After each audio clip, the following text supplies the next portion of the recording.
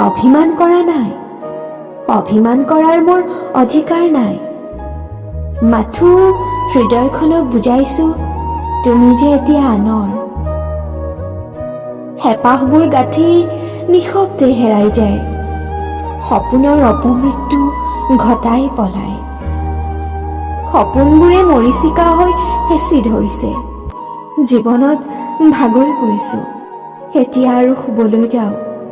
তুমি আহি জগাই দিবা মোক, সাৰ পালে উঠিম, নাপালে জ্বলাই দিবা। মৃত্যুৱেও মোৰ কাষলৈ আহি কয়, তোমাকনো কি মাৰিম, তুমিতো সদায় জীয়াই জীয়াই মৰিয়ে থাকা। শেষবাৰলৈ মোক দেখা কৰিব পাৰিলে অলপ সোনকালে আহিবাচোন।